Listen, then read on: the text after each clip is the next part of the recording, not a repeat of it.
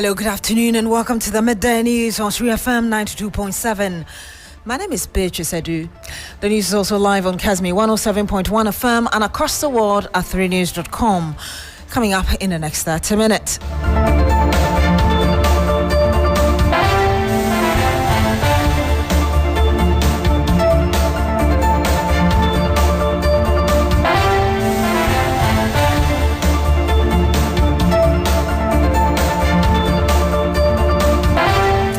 Lawyers for Old Tafo MP Vincent Asafwa want President Mahama to halt his consultation with Council of State in attempted removal of the Chief Justice until the Supreme Court deals with the injunction application. Well, there's an application for a simple injunction pending, so why would anybody proceed?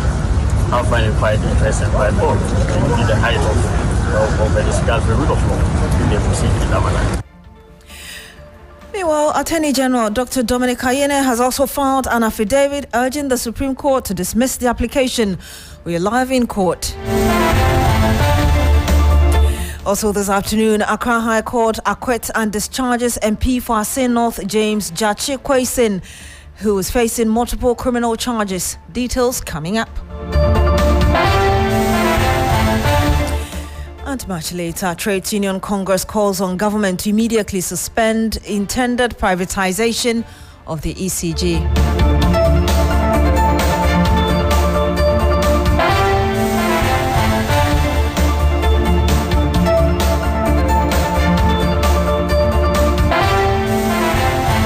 Thank you very much for joining us this afternoon. Now, lawyers for Old Tafo MP Vincent Asafwa say they expect President John Mahama to halt his consultation with the Council of State until the Supreme Court deals with the injunction application.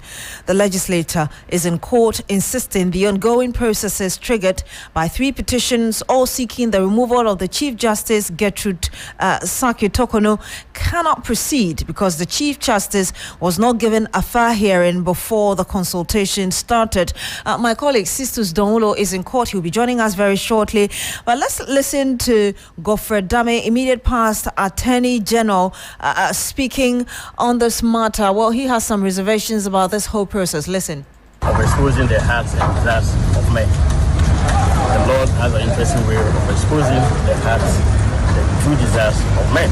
And indeed, it's been evidence in the affidavit filed by the Attorney General. They did not intend to accord any right of hearing to the Chief Justice until the matter was filed. And they indicated it in the affidavit.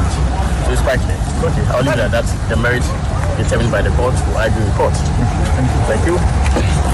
The question is that you are trying to halt the consultation process that are ongoing. While the case has not been fixed for hearing yet, there is a possibility that that consultation process could come to a conclusion. Is that not what you are trying to halt? Well, there's an application for a simple injunction pending. So why would anybody proceed? How far and quite interest and quite bold. It would be the height of the discussion rule of law if they proceed in that manner. So as far as you are concerned, you expect the President to halt the consultation with the Council of State while this is pending? It's not my expectation. It's the expectation of the law. The law expects that such regard for due process be observed. And so it will be actually a confirmation of the disregard for the rule of law. And I think that you should see the affidavit filed by the Attorney General. And you had the immediate past Attorney General Godfrey Dame. Sisters Donwulo is my colleague in court. He joins us live on the phone. Sisters, if you can hear us, we understand that hearing could not take place because state attorneys attended a symposium. First off, can you tell us more about this? That is true, Beatrice. When the cases that involved the office of the Attorney General were called in court today, indeed all the cases that involved representation from the office of the Attorney General, the presidents of the panels announced at each point that the Attorney General had served notice through the Chief Justice, and indeed with the approval of the Chief Justice, that the office and its attorneys would not be available to attend to the court within this period because of a workshop that they have. And so all the cases that have needed to get some responses from the office of the Attorney General could not be heard because the lawyers at the office of the Attorney General are engaged in that particular workshop. Beatrice. What happens next?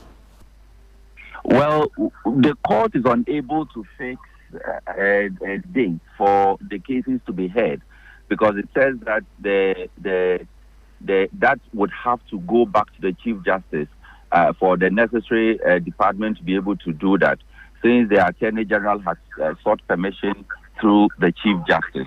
And so until we get the new date fixed for these cases that have been listed, including the ones that are asking for an injunction on the processes leading to the removal of the Chief Justice, we will not be able to know or to tell exactly when the courts will be called upon to hear these applications.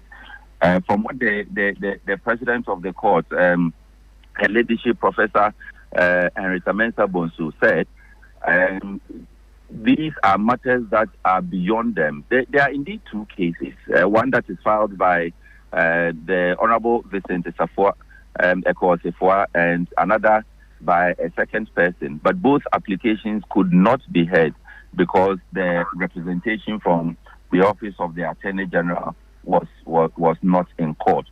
Now, curiously though, Beatrice, when this particular case was called, the one led by or instituted by the Honorable Vincent Ekwa,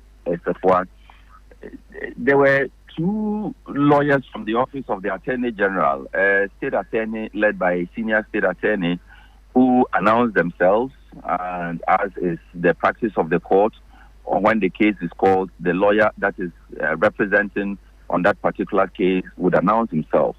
And so the lawyers announced themselves and said that they had been sent by the Attorney General out of respect to the court, to inform the court, even though there's already notice from the Office of the Chief Justice that the Attorney General's lawyers would not be available to attend to these cases.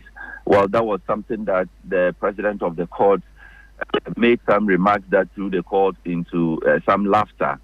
The lady, Professor Justice Henrietta Mensah-Bonsu, said that, well, you have been sent to come and tell us that you will not be coming to court.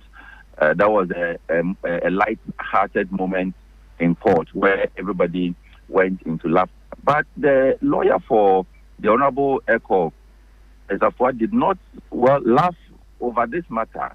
He noted that even if it is a case that all the lawyers at the Office of the Attorney General are engaged in a workshop, and for that reason they are unable to show up in court, the Attorney General himself is there and could appear in court to handle these matters. So he is wondering why the Attorney General is not in court, and because of that, the cases could not be heard.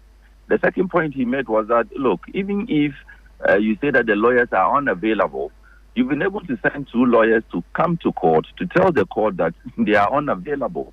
So why not let those two lawyers handle the case since they are already in court? But these are matters that the president of the court said, well, were not within their authority, and so they could not speak to them or address them. And so they deferred all other matters to a later day when a date is fixed for the matters to be heard. Thank you so much, Sister Don Wulo. He's my colleague in court, a senior producer here as well. Well, if you're just joining us, here's a recap of the AG affidavit against injunction application by lawyers of Ekwa Vincent Safwa in relation to the attempted removal of the Chief Justice Gertrude Tokonu. AG is opposed to the applicant's prayer for an order of injunction pending the determination of the matters in the substantive suit. Neither the Constitution nor case law properly considered requires the president to take a response from a CJ before the determination of a prima facie case. So that's the current Attorney General Dominic Ayine talking there. And then he goes on to say, even if such a requirement exists, neither the Constitution nor case law requires the president to take a response from a CJ before transmitting a petition to the Council of State.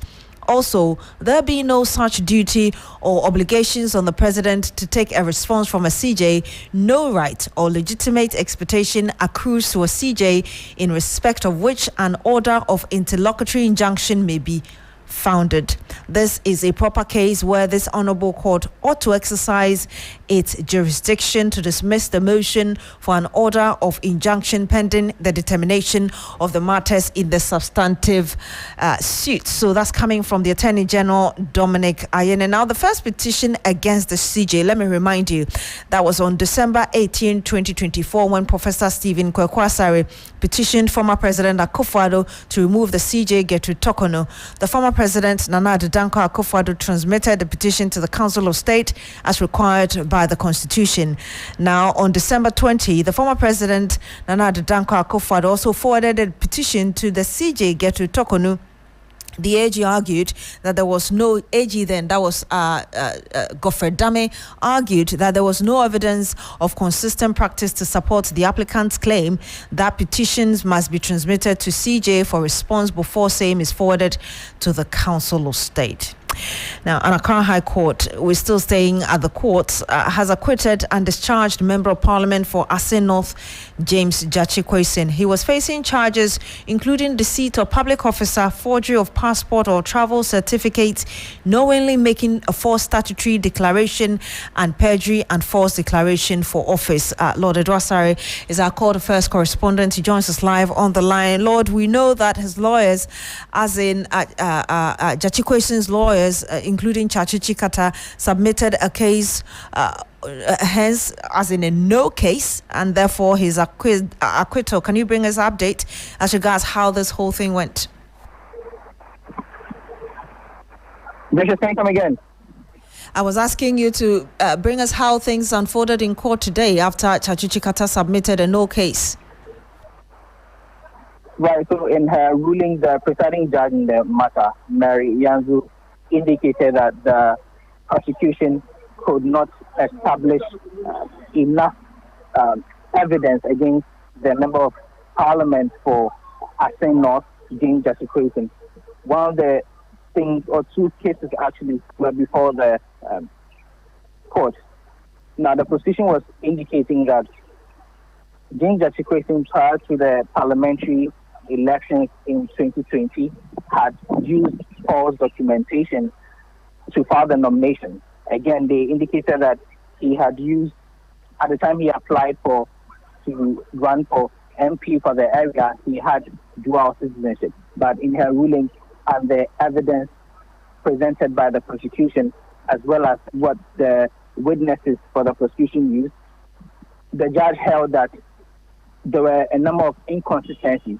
And then as far as the passport and then the dual citizenship case was concerned, James Jachikwesin applied to renounce his Canadian citizenship as far back as December 2019. And so it cannot be the case that he had an intention to sort of be dishonest and then deceive the electoral officers and by extension the officers regarding the whole electoral matter. And so considering everything, the judge dismissed all 5 charges against him and indicated that not enough evidence or prima facie had been established to hold him to it, and so he was acquitted and discharged basically. And I know Chachu, as in Jachikwesin reacted. Can you tell us briefly before we hear from him exactly what he said in his reaction? Well, he was very pleased with the outcome. He indicated that from day one he knew that he had very clear intentions. He's a very honest person, and because of the love of his people, that's why he says he renounced it. And so he knew that the prosecution did not have a case and was just an issue of being targeted. It's almost expected because, you see, when a man is innocent, no matter what you do, it will be pronounced as some later. They were for persecution. They were trying to prosecute, but this is a court of law. That's the difference between prosecution and persecution. And I'm very proud that our Lady Justice, Mary, I was going to tell her in the courtroom, but I mean, the rules doesn't allow that. I was going to tell her she's a very decent human being, and more blessings for her. Thanks to God, thanks to all these people behind me, family, friends, my dear sister here, Member of Parliament. We're all in this together, and I think this is a day for Asin North. Justice for Asin North and justice for Ghana. It's not about me. So I will release, if you are more interested, I have an article, a short brief article. I can give it to you guys to go and put your own thoughts together, whatever portion you want to release, all of it or part of it. That's all. And you heard the just acquitted Member of Parliament for Asin North, James Jachi, quoting earlier. You heard our court affairs correspondent, Lord Edwasari, bring us the latest from court. Now, the Member of Parliament's Committee on Health and also MP for Garu, Dr. Thomas Anaba, says both the Food and Drugs Authority and the Narcotics Control Commissions have failed, should be blamed for the prevalence of opioids in the country. Speaking on TV3's Agenda with me last night, Dr. Anaba said that there is a system failure in Ghana's quest to ameliorate the opioid menace. Food and Drugs Board is supposed to ensure that no one sells any drug in the country that is not lawful, that is harmful to the people.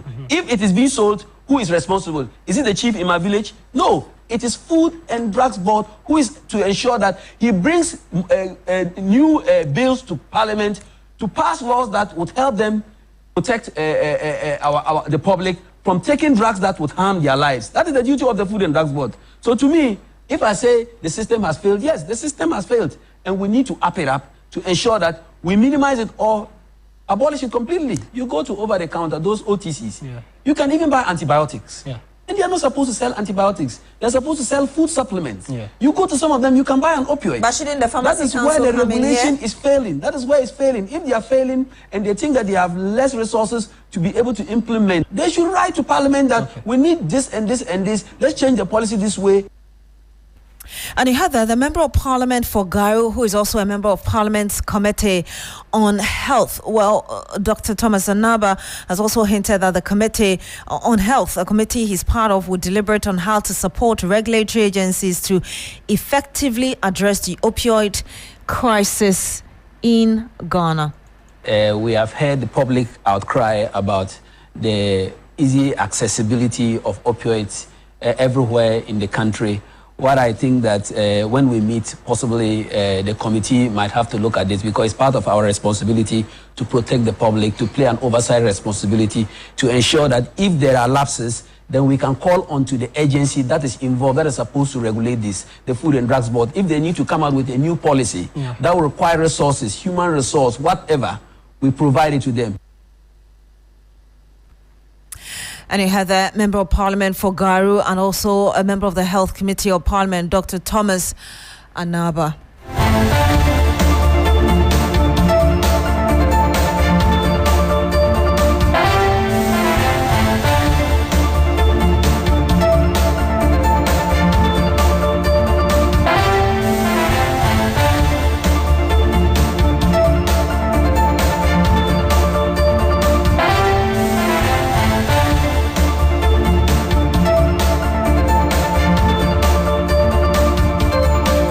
Some 19 minutes past the hour of 12. This is still the Midday News here on 3FM 92.7. Now, the government's proposal to allow only riders who have attained 25 years and above to operate commercial motorcycle or Okada is likely to face stiff opposition from certain quarters, particularly the riders. The government, among a range of proposals, has also hinted that persons willing to operate as Okada can only do so if they belong to a recognized tricycle transport union or employed by a licensed commercial motorcycle company. The provision to prohibit operations without belonging to a recognized union and need for riders to be at least 25 years of age is part of the new legislative instrument being drafted to amend the existing one.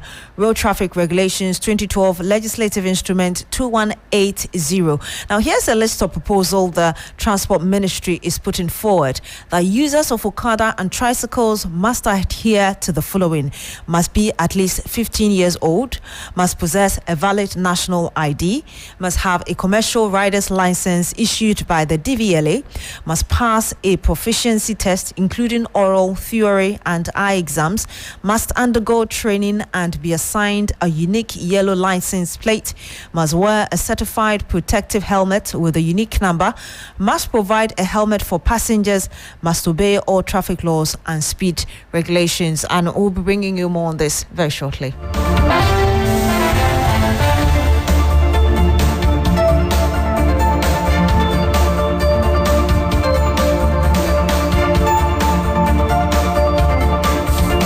We'll bring you more on that. Ahead of that, Labour expert Dr. Austin Game says the decision by the president to suspend post-pension contract will not be revoked. Speaking on TV3's New Day, he said the decision is an administrative implementation of a law that is already in existence. You don't need administrative people to be in an office for 70 years. And Ghana, as I know it, and as a consultant working for both public and private companies, I can guarantee you that very few people you can get who will not be putting themselves in front. Well, the level of interest, of people's personal interest in disrupting systems through corruption and rest, if you keep them in one place for too long, it's not the best. On top of it, the level of what we describe as experience and so forth and so on has created part of the disruptions we have in the system. We need to train people. And you heard that Labour consultant Austin Game. Meanwhile, President of the University Teachers Association of Ghana, Professor Mahmoud A. Akurugu, says that UTAG is engaging the presidency on the latest directive. We reached out to the regulator, that's GTEC. We've reached out to the secretary to the president who signed the letter, and we have to engage. We are academics. We need to get the facts right. We don't just come out and start talking. Okay. So we are doing the background engagements because we know the implication of this on the kind of work we do and on the running of the universities. So we are engaging. It should be allayed because we are on the matter, and we will definitely make sure that we are not affected in a way that they are anticipating. This document came out just yesterday, that we saw it. We are engaging, and normally our administrative structure is like that. It's the National Executive Council that has to meet and deliberate and come out with press. And that was the president of the University Teachers Association of Ghana, Professor Mahmoud A. Akurugu.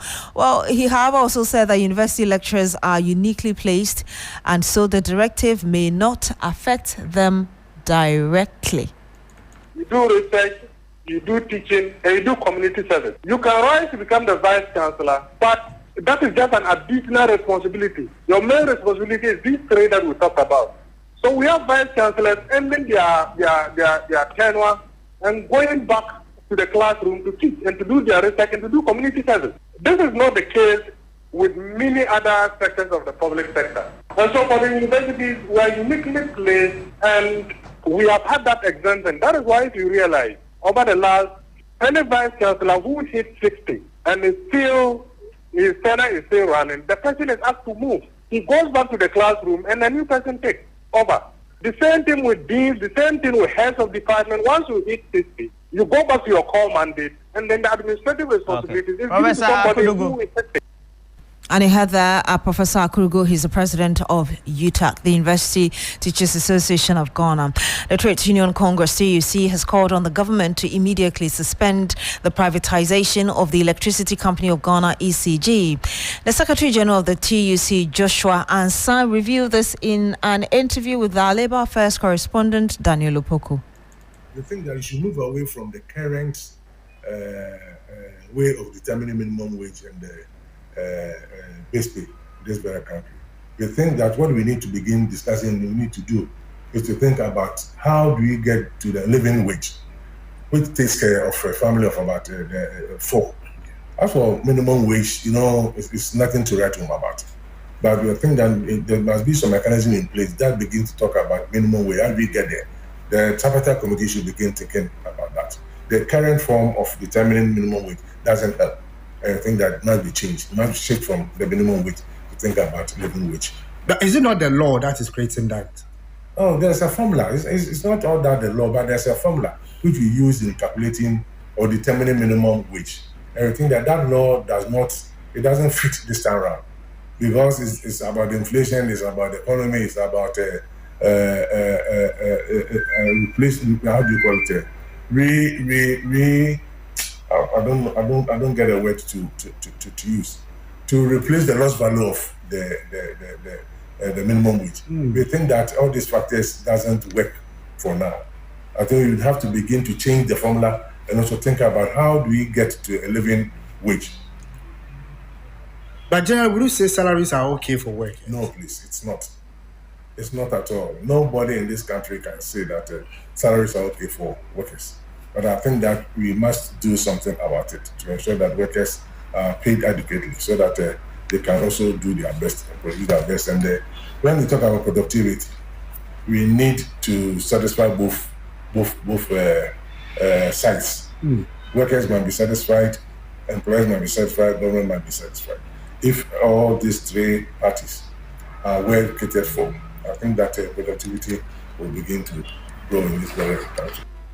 And he had that Joshua Ansah, he's the TUC Secretary General. Let's return to our earlier story about Okada riders and the new legislative instrument. We're joined by Solomon Akpanaba. He is National PRO for the Association of Okada Riders of Ghana. Good afternoon to you, sir. Thank you so much for joining us. You're welcome. I hope I got your name correctly. So what we are learning is that those who are currently using Okada for commercial purposes are unhappy with the details of the legislative instrument. Is this something you're aware of? Please, can you kindly say it again? I'm saying that your members are not happy with the new legislative instrument or the rules that will guide and guard the operations of Okada riders moving forward.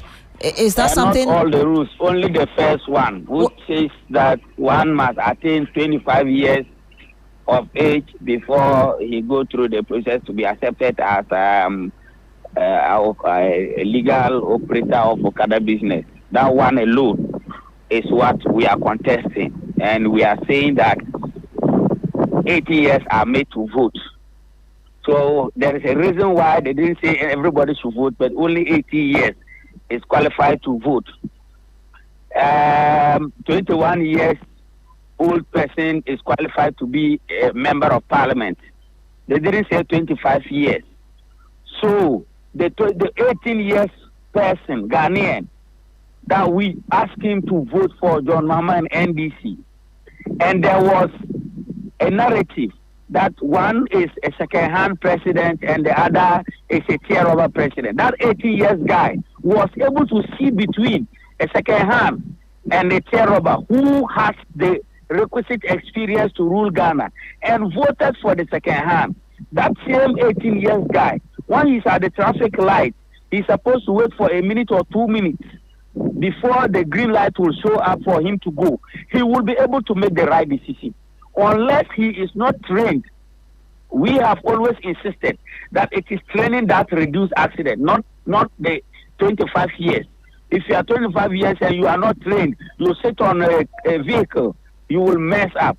If you are 18 years and you are trained, you will do the right thing. That is why the 18 years is qualified to join Ghana Police. And as soon as he joined the Ghana Police, he qualified to be a dispatch rider. Once he is trained, he can lead the government and ride from Kumasi to Accra or from Accra to North. Let me ask you very briefly, how do you intend to make your concerns known so that if there's a need to review the legislative instrument, that could be done in time?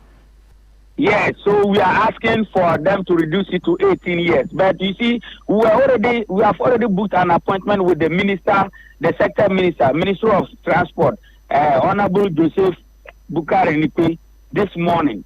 So I was on my way to his office while granting interview to other media stations, expressing our revulsion against that 25 years cutoff. Fortunately, the presidency got hint of the interview I was granting in the morning. So he called me personally when I arrived at the ministry office. The president of the Republic of Ghana, John Dramani Mahama, called me personally and asked that he was hearing something about So you believe that this will be resolved? The law. So he said, I told him that yes, it's true. This was a problem, and he said they will take care of that. Thank you very much for speaking to us. We are out of time. Solomon Akpanaba, National PRO, National Association of Okada Riders of Ghana. Thank you for speaking to us. Log on to 3news.com for more news. My name is Beatrice Adu. Good afternoon.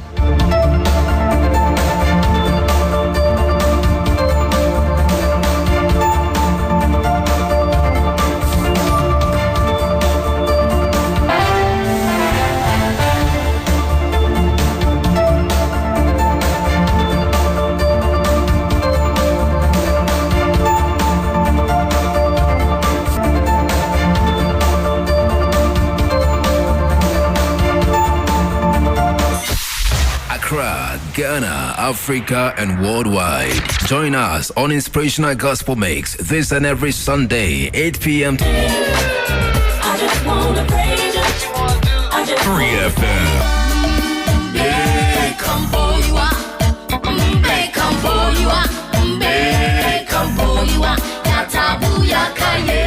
What is your favorite scripture? Well, my favorite scripture is Romans 8:28, and it says, all things work together for the good to them that love the Lord. Kwame, that is absolutely my favorite scripture. Yes, your Inspirational Gospel Mix, a moment to get inspired with the best of inspirational songs and interviews to get you prepared for the new week. Every Sunday, 8 p.m. to 10 p.m. with me, your big brother, Kwame Adu, mixing G, mixing gospel. You can't miss it. You are blessed as you listen. 3 FM 92.7.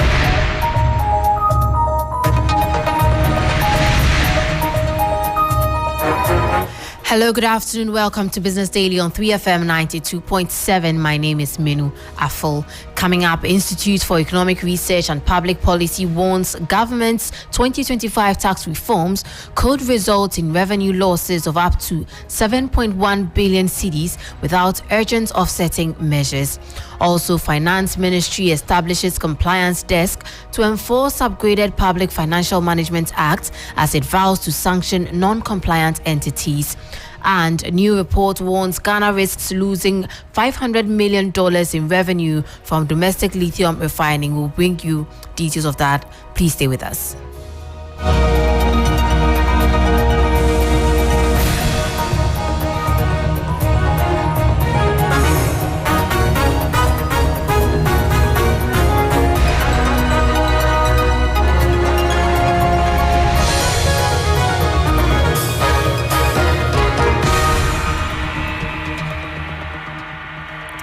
Now the details. The Institute for Economic Research and Public Policy is cautioning that Ghana's proposed 2025 tax reforms, though aimed at easing burdens on households and businesses, could result in revenue losses of up to 7.1 billion cedis if it's not backed by sound compensatory strategies.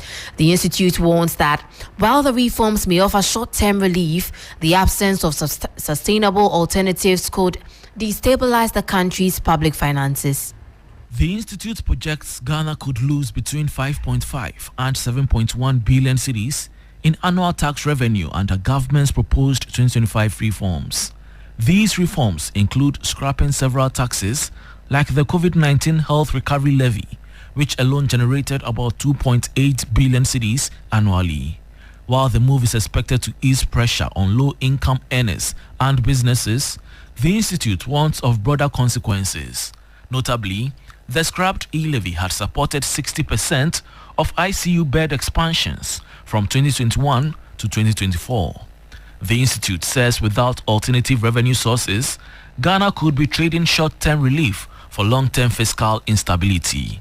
It proposes a mix of targeted measures, including a 5% luxury tax expected to raise 800 million cedis enhanced property tax enforcement to bring in 1.2 billion cedis, and leveraging carbon credits from the country's forests. Other recommendations include redirecting 5% of mining royalties to health infrastructure and incentivizing small business formalization through tax-linked digital payment systems.